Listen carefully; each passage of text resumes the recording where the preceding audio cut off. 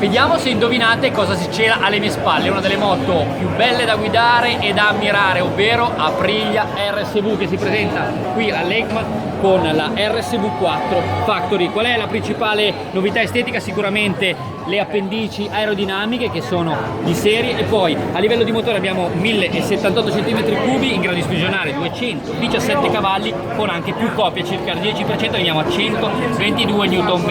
Il peso invece si ferma a 199 kg. Per quanto riguarda il telaio, e qui ci fermiamo, è sostanzialmente immutato, anche se abbiamo nuove boccole del canotto di sterzo che ci permettono di avere un avantreno più chiuso. Forcellone sostanzialmente rimane quello che già conosciamo, è un po' più rigido. E poi, a proposito di forcellone, possiamo guardare anche il monoammortizzatore, che è l'Onis NX30, che è sostanzialmente lo stesso ammortizzatore ma con una configurazione diversa. E passando poi alla strumentazione, si conferma la gestione elettronica APRC, che giunge alla quarta versione, ma per quanto riguarda il cruscotto TFT è stato migliorato e debutta la nuova piattaforma multimediale Aprilia Mia. Queste sono le principali novità. E poi, scendendo verso la parte bassa, notiamo anche l'adozione delle pinze Brembo Stilema, che sono andate a sostituire le M50, e i convogliatori in fibra di carbonio, proprio come le moto da Gran Premio. Noi vi aspettiamo qua al padiglione 9 per vedere lei, ma per vedere anche quella che vi abbiamo già mostrato ma che